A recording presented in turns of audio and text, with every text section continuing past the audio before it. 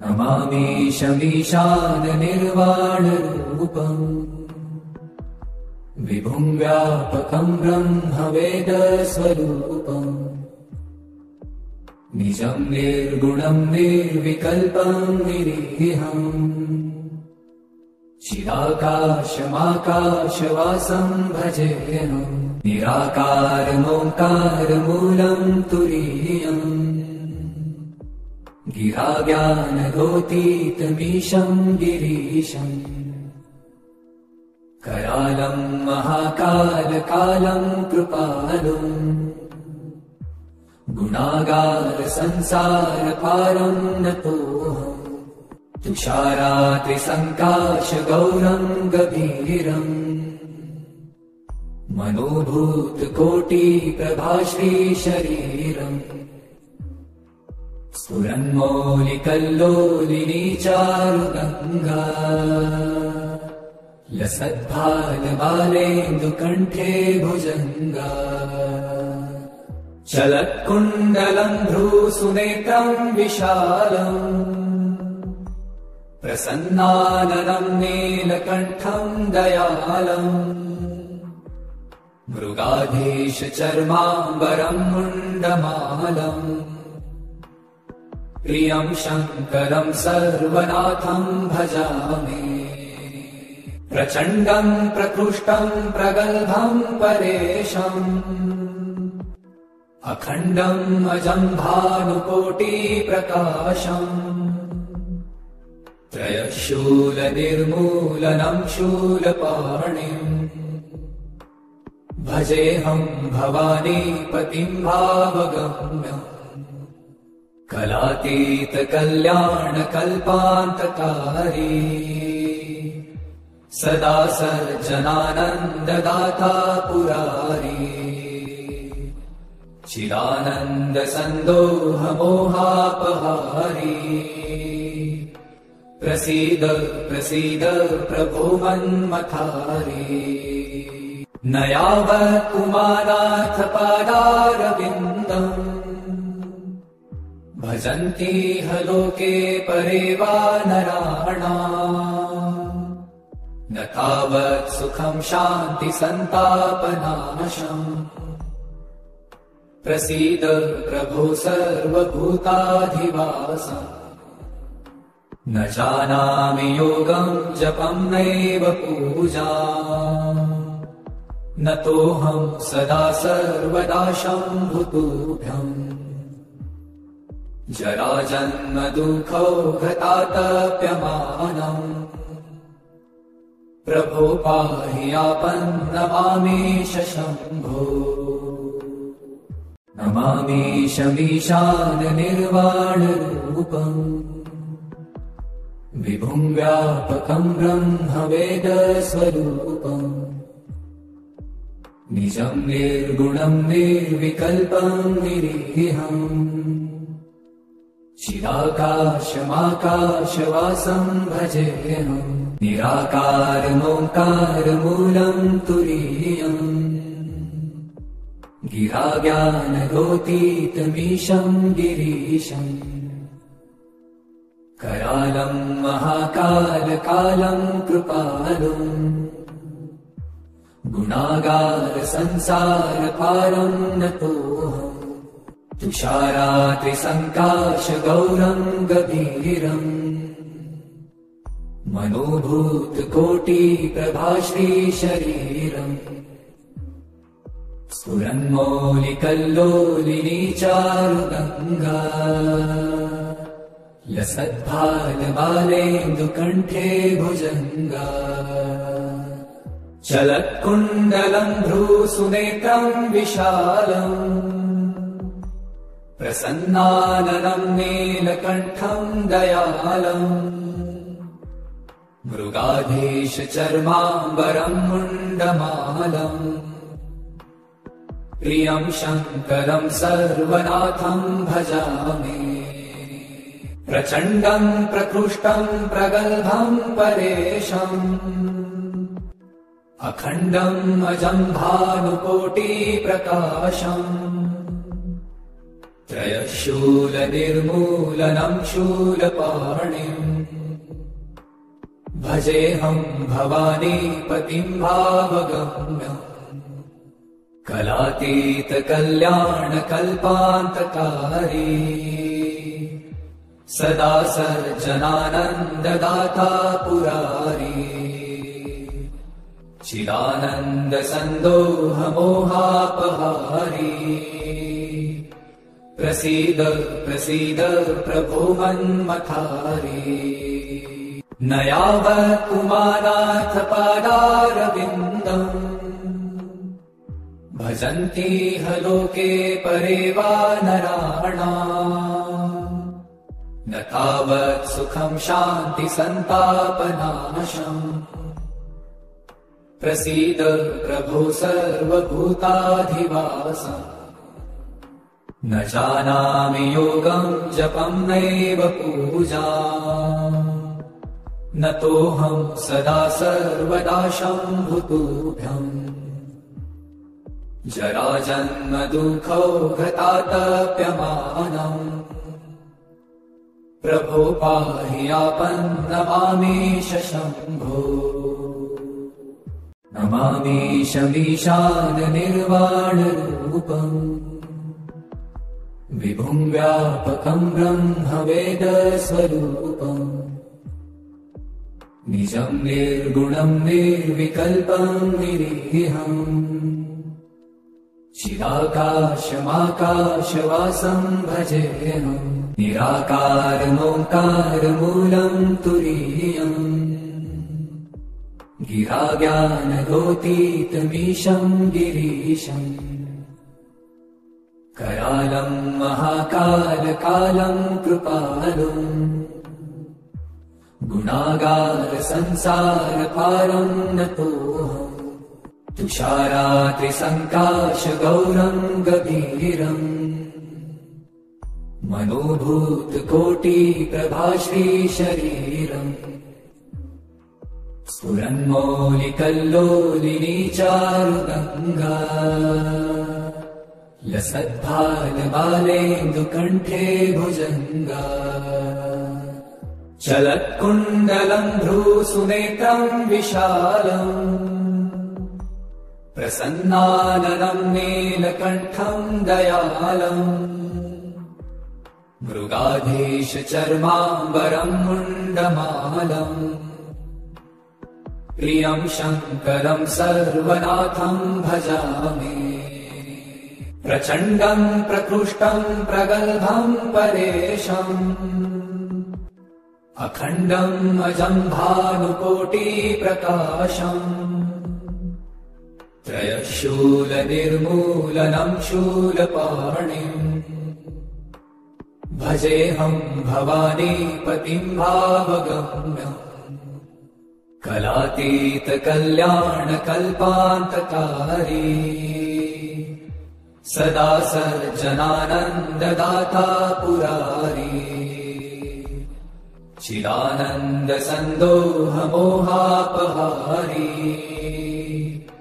प्रसीद प्रसीद प्रभो मन्मथारी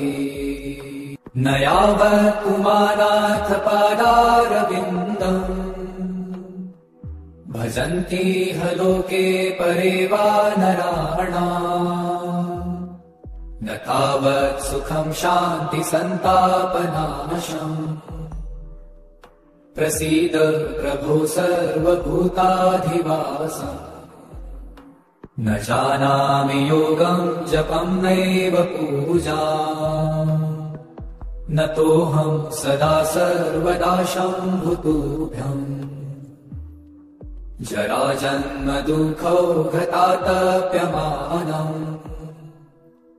प्रभो पाहि आपन्नमामीश शम्भो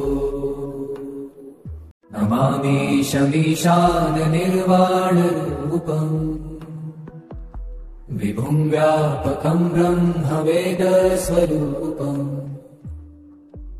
निजं निर्गुणं निर्विकल्पं निरीहम्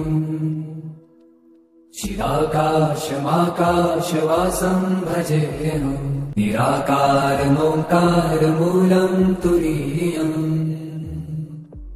गिरा ज्ञानगोतीतमीशं गिरीशम् करालं महाकालकालं कृपालुम् गुणागार संसारपारं नतोऽहम्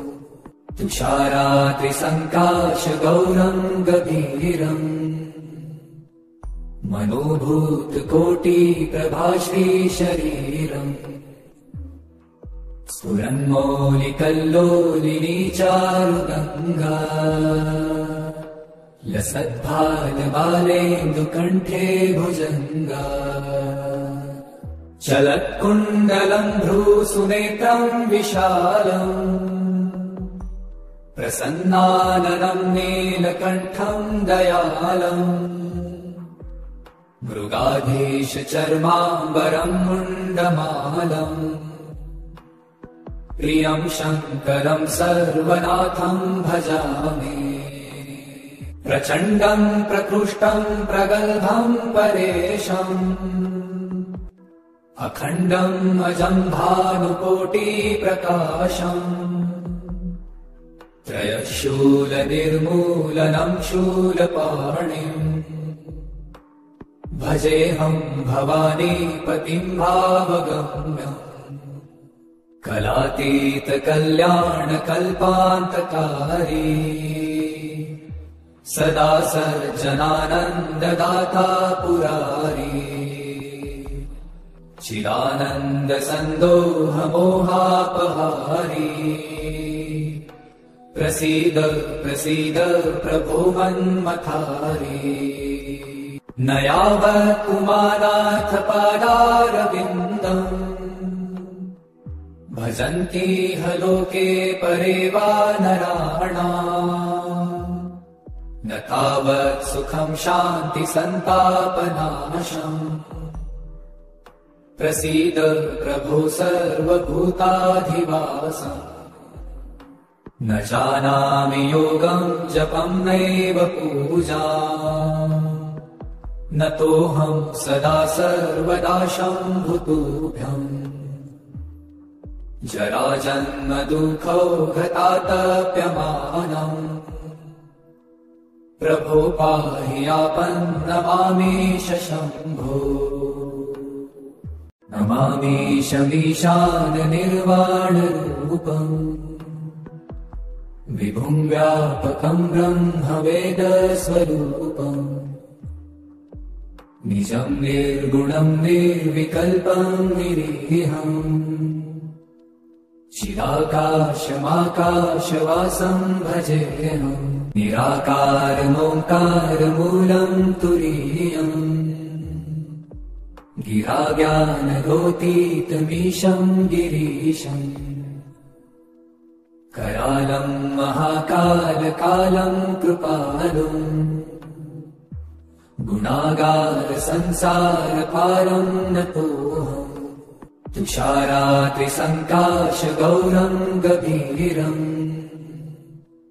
मनोभूतकोटिप्रभाश्रीशरीरम्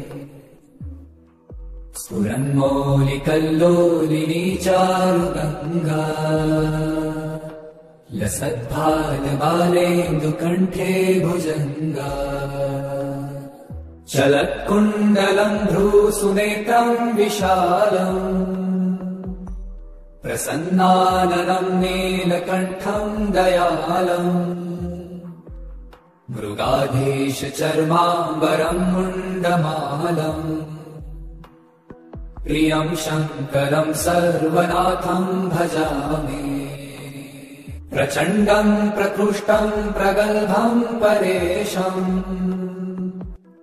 अखण्डम् अजं भानुकोटिप्रकाशम्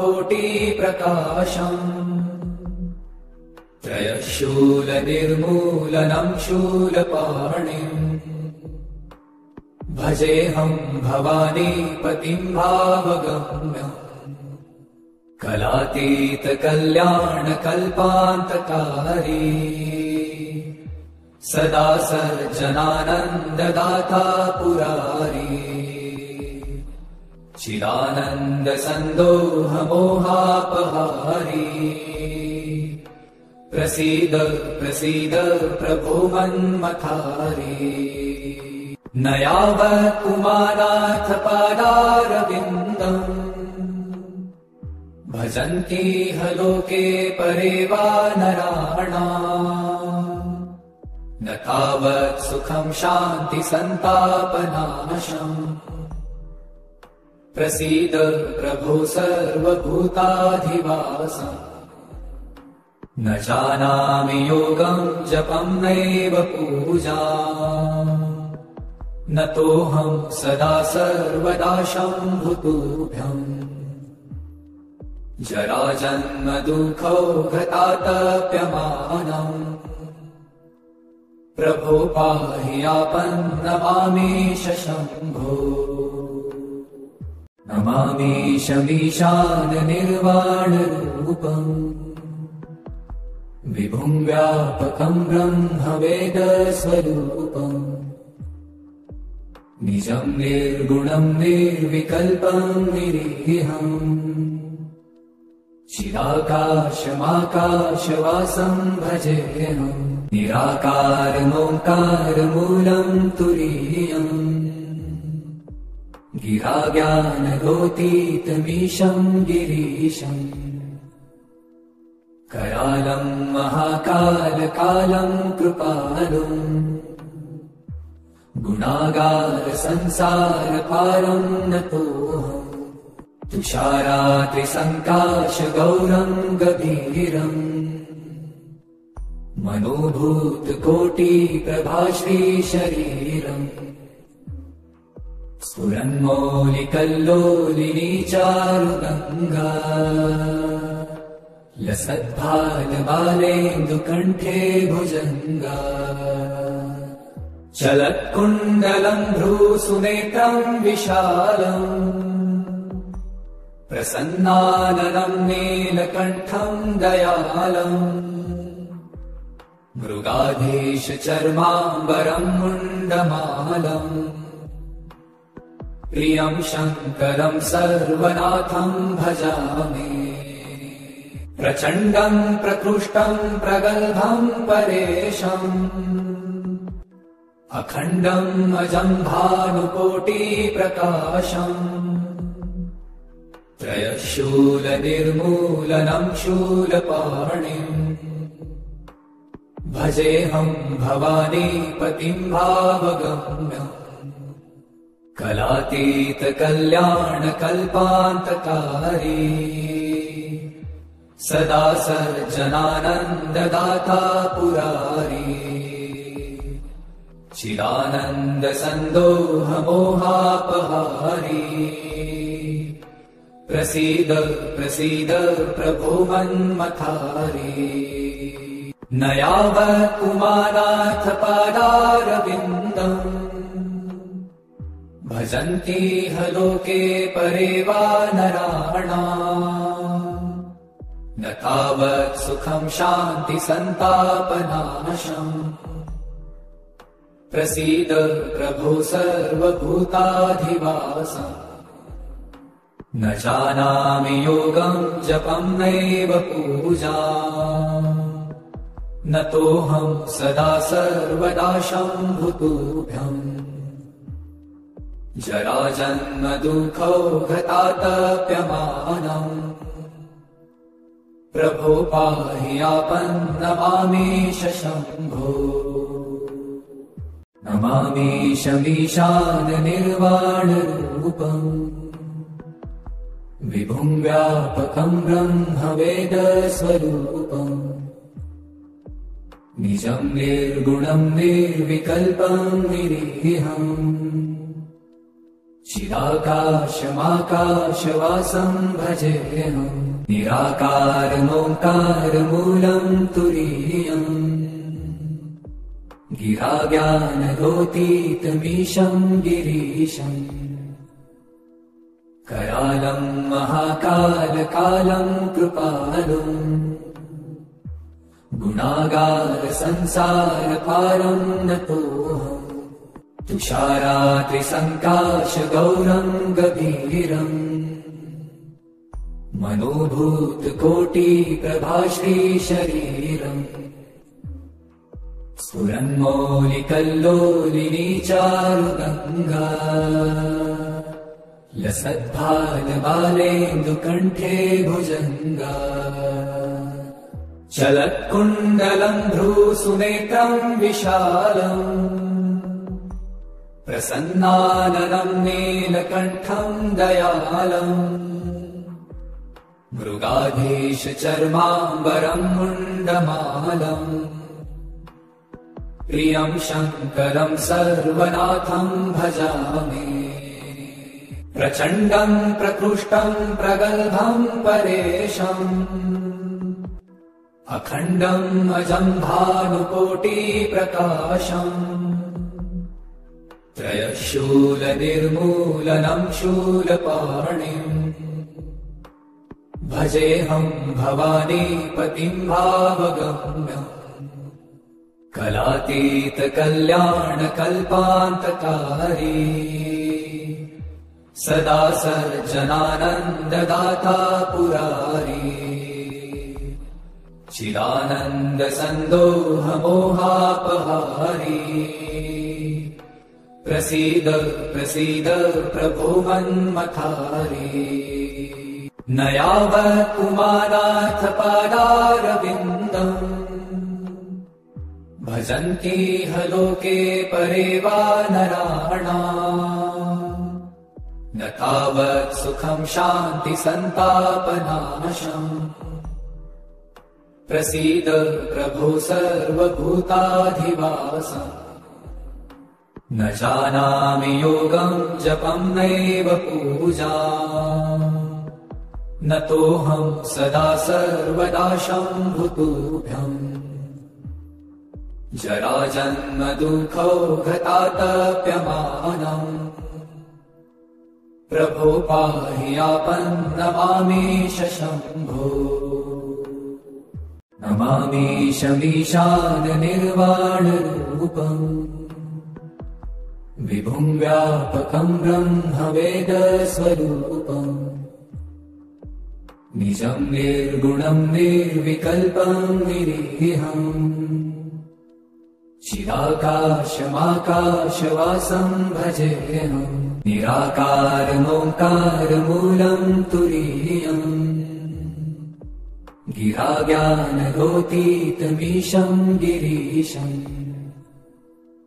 करालम् महाकालकालम् कृपालुम् गुणागारसंसारपारम् नतोऽहम् तुषारात्रिसङ्काशगौरम् गभीरम् मनोभूतकोटिप्रभाश्रीशरीरम् स्फुरन्मौलिकल्लोलिनी चारुगङ्गा लसद्भालबालेन्दुकण्ठे भुजङ्गा चलत्कुण्डलम् भ्रूसुनेत्रम् विशालम् प्रसन्नाननम् नीलकण्ठम् दयालम् मृगाधीशचर्माम्बरम् मुण्डमालम् प्रियम् शङ्करम् सर्वनाथम् भजामि प्रचण्डम् प्रकृष्टम् प्रगल्भम् परेशम् अखण्डम् अजम् भानुकोटिप्रकाशम् त्रयशूलनिर्मूलनम् शूलपाणिम् भजेऽहम् भवानीपतिम् भावगम्यम् कलातीतकल्याणकल्पान्तकारी सदा सर्जनानन्ददाता पुरारी चिदानन्दसन्दोहमोहापहारी प्रसीद प्रसीद प्रभो मन्मथारी न यावत् उमानाथ पादारविन्दम् भजन्तीह लोके परे वा नराणाम् न तावत् सुखम् शान्ति सन्तापनाशम् प्रसीद प्रभो सर्वभूताधिवासम् न जानामि योगम् जपम् नैव पूजा न तोऽहम् सदा सर्वदा शम्भुतुभ्यम् जराजन्म दुःखौ घतातप्यमानम् प्रभो पाहि आपन्नमामीश शम्भो नमामीशमीशान निर्वाणरूपम् विभुं व्यापकं ब्रह्मवेदस्वरूपम् निजं निर्गुणं निर्विकल्पं निरीहम् चिदाकाशमाकाशवासं भजेऽहम् निराकारमोङ्कारमूलं तुरीयम् गिराज्ञानगोतीतमीशं गिरीशम् करालं महाकालकालं कृपालुम् गुणागार संसारपारं नतोऽहम् तुषारात्रिसङ्काशगौरं गभीरम् मनोभूतकोटिप्रभाश्रीशरीरम् स्फुरन्मौलिकल्लोलिनी चारुगङ्गा लसद्भालबालेन्दुकण्ठे भुजङ्गा चलत्कुण्डलम् भ्रूसुनेत्रम् विशालम् प्रसन्नाननम् नीलकण्ठम् दयालम् मृगाधीशचर्माम्बरम् मुण्डमालम् प्रियं शङ्करं सर्वनाथं भजामि प्रचण्डं प्रकृष्टं प्रगल्भं परेशम् अखण्डम् अजं भानुकोटिप्रकाशम् त्रयशूलनिर्मूलनं शूलपाणिम् भजेऽहं भवानीपतिं भावगम्यम् कलातीतकल्याणकल्पान्तकारी सदा सज्जनानन्ददाता पुरारी चिदानन्दसन्दोहमोहापहारी प्रसीद प्रसीद प्रभो मन्मथारी न यावत् पुमानाथ पादारविन्दम् भजन्तीह लोके परे वा नराणाम् न तावत् सुखं शान्ति सन्तापनाशम् प्रसीद प्रभो सर्वभूताधिवासम् न जानामि योगम् जपम् नैव पूजा न तोऽहम् सदा सर्वदा शम्भुतुभ्यम् जराजन्म दुःखौ घतातप्यमानम्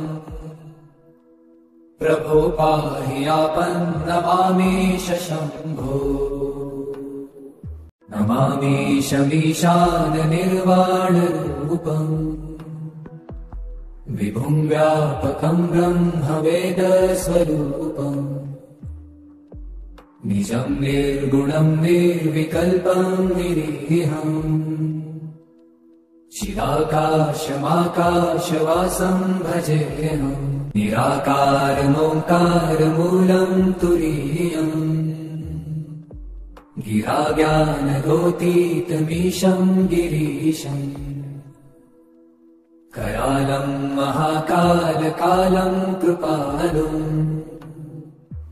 गुणागार संसारपारं नतोऽहम् तुषारात्रिसङ्काशगौरं गभीरम् मनोभूतकोटिप्रभाश्रीशरीरम् स्फुरन्मौलिकल्लोलिनी चारुगङ्गा लसद्भालबालेन्दुकण्ठे भुजङ्गा चलत्कुण्डलम् भ्रूसुनेत्रम् विशालम्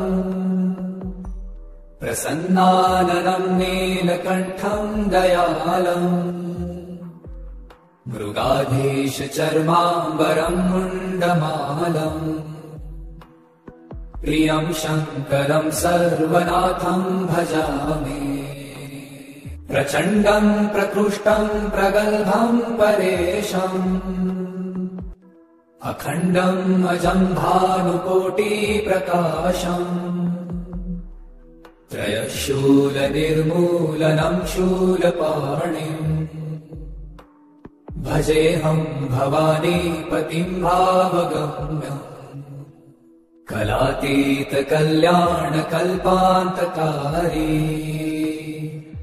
सदा सज्जनानन्ददाता पुरारी चिदानन्दसन्दोहमोहापहारी प्रसीद प्रसीद प्रभो मन्मथारी न यावत् उमानाथ पादारविन्दम् भजन्ति ह लोके परे वा नराणाम् न तावत् सुखं शान्ति सन्तापनाशम्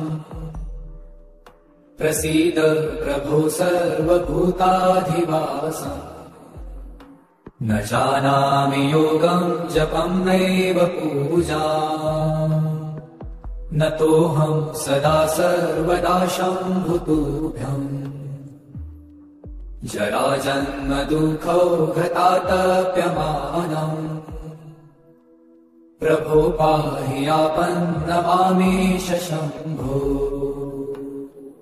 नमामीशमीशाननिर्वाणरूपम् विभुं व्यापकं ब्रह्मवेदस्वरूपम् निजं निर्गुणं निर्विकल्पं निरीहम्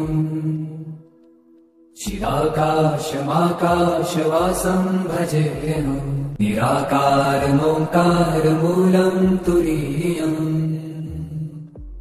गिराज्ञानगोतीतमीशं गिरीशम् करालं महाकालकालं कृपालुम् गुणागारसंसारपारं नतोऽहम् तुषारात्रिसङ्काशगौरं गभीरम्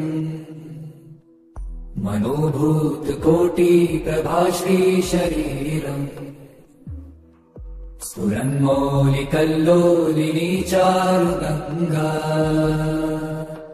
लसद्भालबालेन्दुकण्ठे भुजङ्गा चलत्कुण्डलं भ्रूसुनेत्रं विशालम् प्रसन्नाननं नीलकण्ठं दयालम् मृगाधीशचर्माम्बरं मुण्डमालम् प्रियं शङ्करं सर्वनाथं भजामि प्रचण्डं प्रकृष्टं प्रगल्भं परेशम् अखण्डम् अजं भानुकोटिप्रकाशम् त्रयशूलनिर्मूलनं शूलपाणिम् भजेऽहं भवानीपतिं भावगम्यम् कलातीतकल्याणकल्पान्तकारी सदा सज्जनानन्ददाता पुरारी चिदानन्दसन्दोहमोहापहारी प्रसीद प्रसीद प्रभो मन्मथारी न यावत् उमानाथ पादारविन्दम् भजन्ति ह लोके परे वा नराणाम् न तावत् सुखं शान्ति सन्तापनाशम् प्रसीद प्रभो सर्वभूताधिवासम् न जानामि योगं जपं नैव पूजा न तोऽहं सदा सर्वदा शम्भुतुभ्यम् जराजन्म दुःखौघतातप्यमानम् प्रभो पाहि आपन्नमामीश शम्भो।